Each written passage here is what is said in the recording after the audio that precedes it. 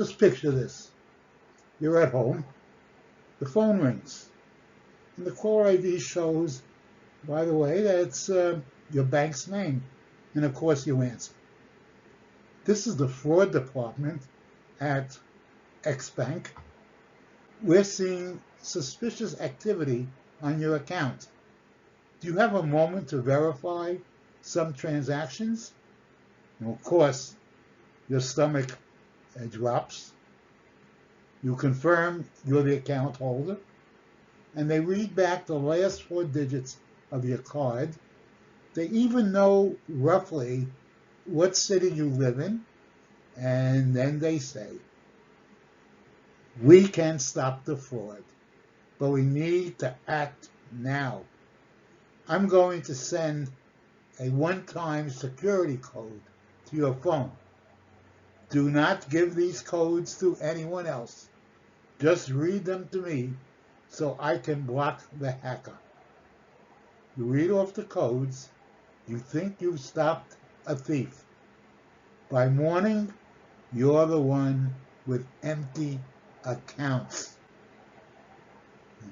Welcome back to this series on the Senior Power Community Channel. I'm glad to have you. This episode is called AI Fraud Departments from Hell: How Seniors Lose Their Bank and Retirement Accounts. We're going to walk through how AI is powering fake fraud departments and security teams, the scripts they use to drain checking, savings, and all sorts of accounts, retirement, and the exact rules and responses that keep your money out of their hands. This episode is going to prove to be very powerful and is something that you should listen to until the end. So let's get going.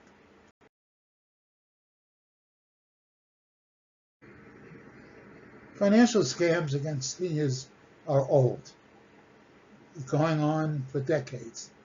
This is your bank, this is the IRS, this is Social Security. The difference now, however, which is why we are even having this podcast, is what AI brings to the table. AI gives criminals 3 brutal upgrades. The first is that they write perfect scripts. No more broken English and obvious mistakes.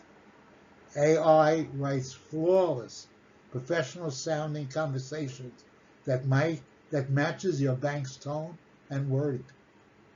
Second, personalization. You'd be surprised how much information there is out there in certain parts of the web. That comes from data leaks and data brokers who give them your age, bank name, rough balance, ranges, even some transaction history. AI weaves those details into a story that feels real and urgent.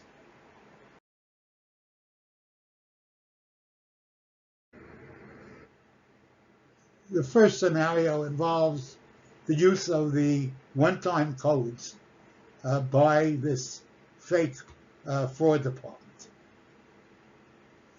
And this is one of the fastest ways to absolutely drain your account. Because guess what? You're going to help them do it. Here's how it sounds. Mrs. Allen, this is Robert from the fraud department at Community Bank. We've detected suspicious activity on your checking account. Are you using your phone right now? You say, yes. What's going on? The scammer says, we're seeing attempted transfers from your online banking. I want to confirm. Did you authorize a transfer of $4,300 to an account ending in 98211? You say, no, absolutely not. Scammer says, don't worry. All right, that's what I thought. someone is trying to access your account. So for your protection, I'm going to send you some one-time security code to the phone. When you receive them, read them back to me, and I'll use them to block the hacker. Remember, do not give those codes to anyone else, not even your branch, just me and the fraud department. Are you ready?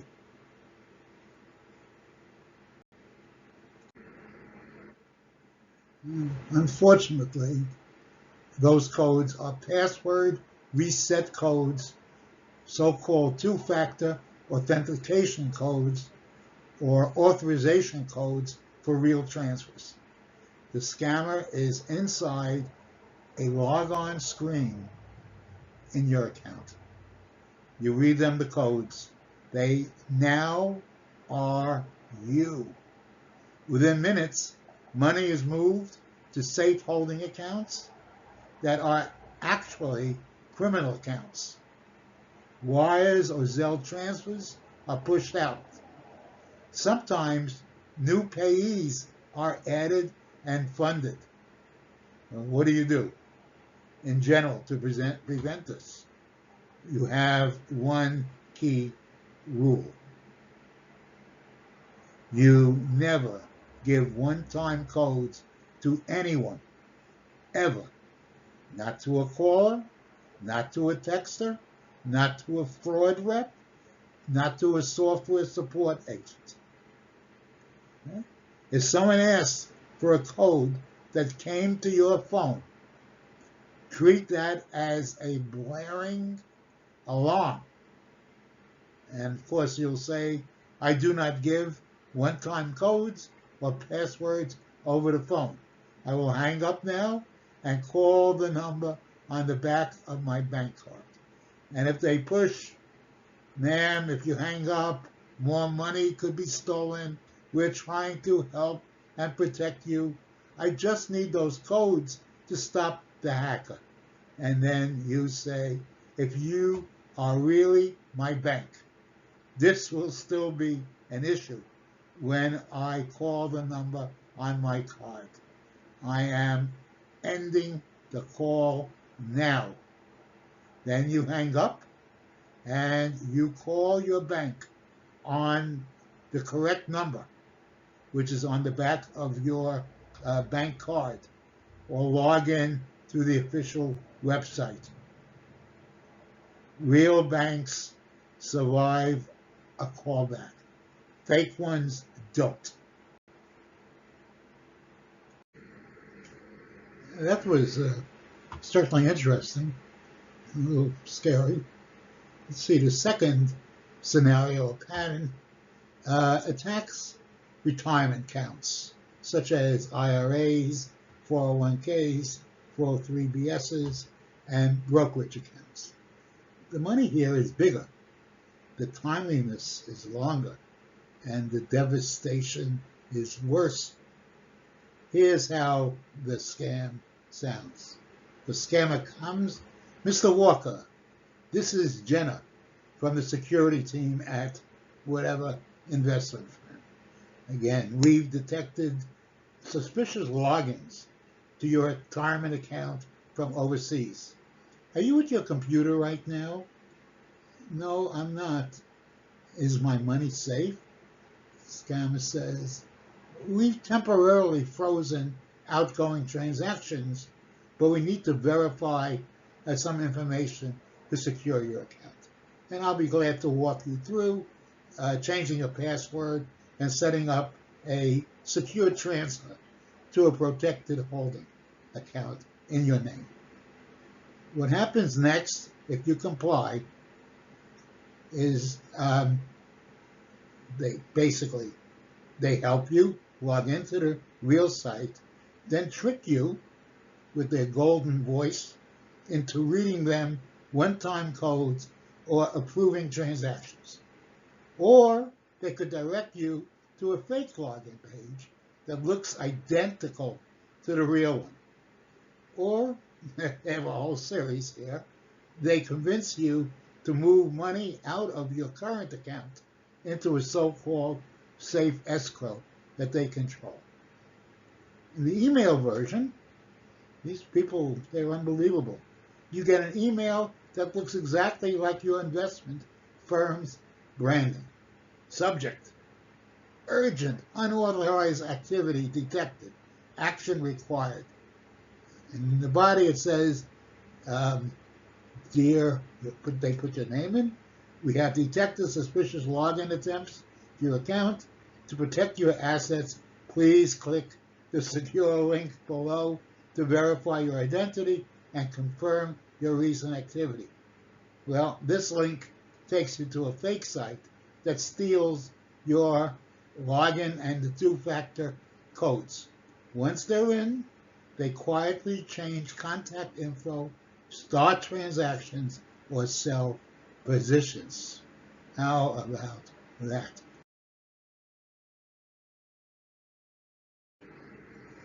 That was interesting in a cool sort of way.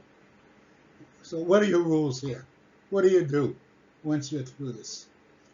Or before you get into it? Rule number one: never move money to a safe or escrow account because someone on the phone told you to. Your bank and investment firm do not secure money by sending it to a new account controlled by some stranger, obviously, perhaps. Rule two: you never click on security links in emails or texts. You go directly to your company's website by typing it yourself or using a saved bookmark. Or you call the number on your statement, and I will not change, you say, I will not change passwords or move money based on an incoming call. I will hang up now and call my firm using the number on my statement. And then if they push again, sir or madame, if you delay, you could lose your entire retirement balance. I need your cooperation now. And you say, if this is real, it will still be real when I call your firm directly. Okay? This call is over, and you then hang up. Immediately go to the official website by typing the address yourself or call using the number on your statement or the back of your card. Log in, change your password, and check for recent activity. Be careful out there. The third scenario that we're going to review, or so-called pattern, is a bit different, at least on the surface, from the other ones. It is a tech support scam that actually ends up with criminals controlling your screen and then your bank. It starts as a computer problem, not as a bank problem. A common opening. Right? All of a sudden, on your screen, you get a pop-up claiming your computer is infected and telling you to call a number. A phone call claiming to be from Microsoft or Apple, your internet company, or security support. An email saying your account has been compromised with a number to, quote-unquote, fix it. On this call, it sounds like this. Mrs. Davis, we've detected serious security issues on your computer. I need to connect remotely so I can remove the infections and protect your banking and personal information. They walk you through installing remote access software and, again, reading them a code, and now they are literally driving your computer. They may open your browser and go to your bank or investment site. They tell you they are testing your security. As you log in, so we can check, ask if you can log in, so we can check if the hacker got in. While they're watching, they capture your username, password, any one-time codes that appear. Or they can't transfer money while they're telling you they're reversing charges or testing your security. Blame any weird numbers you see on temporary holds.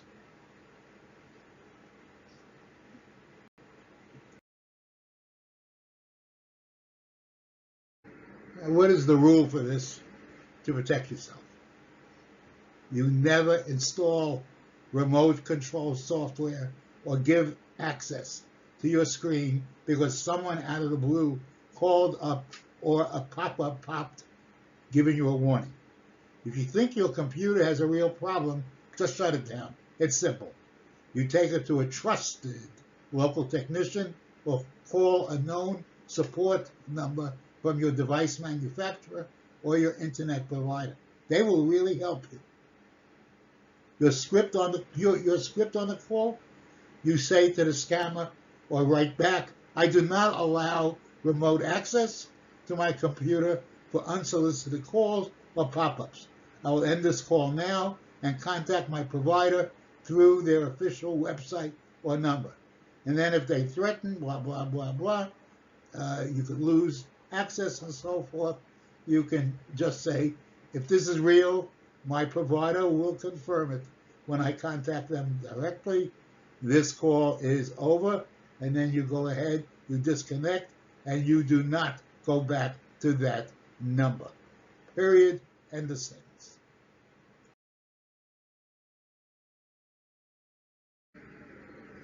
Let's just go and review, so this is so important, some core rules drawn from the scenarios entitled How Not to Lose Everything. So these are the hard and fast rules. One-time codes are never spoken out loud. You never move money to safe or escrow accounts on someone else's instructions. You don't install remote control access software because someone called you. And if you call back. If a call is about money, security, or accounts, you hang up. Then you call back using a phone number you already trust. And remember, no big financial decisions are made alone. If a caller tells you not to tell anyone, that is just about proof that this is indeed a scam. So I hope that this part here really makes it clear exactly how you can protect yourself, at least try to protect yourself in these types of situations. I know it is still very difficult because some of these are very believable. Now the tough part. What happens if you already slipped? For example, you read off a code, you let someone remote into your computer, you move money to a safe account. What you need to do is to act immediately, not tomorrow, not later today, now. First off, contact your bank or investment company. Use the number on your card or your statement, not the number given to you by the scam artist. And then you speak with the actual department and you tell them exactly what you did. You have to go through this in detail for as much as you know, because this will help them help you. Okay. Then you must change your passwords, which you should be doing anyway. Do your bank account and investment accounts first, then your email accounts, because that often acts as a doorway to other personal information that you might have. Put in a new, strong password you haven't used before, and today's programs will even suggest what password to use or the type of password. Then remove any remote software that you may have on your computer. Okay, if you allowed control, disconnect your device from the internet, have a trusted technician or professional remove any remote access programs or malware. Do not log back into banking on that device until you know it is absolutely clean. You might think that you removed the program, and there might be programs within that program which will automatically install it for you. So you've got to do it professionally.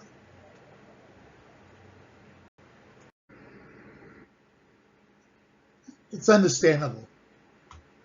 You might feel embarrassed. Take my word for it, don't feel embarrassed.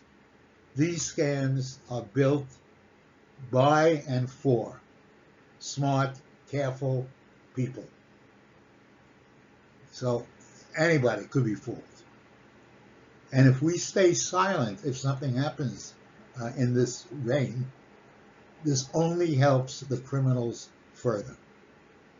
So the fourth step is watch your statements and set alerts. You can turn that on through your bank, and keep reviewing consistently and frequently your statements for any unauthorized charges or transfers, and report them immediately. And then document everything you do. Do not throw things out involving your accounts. Write down the dates, the times, the caller numbers, and what they said. Keep your emails, and then report to your bank, your investment firm, and relevant authorities if needed.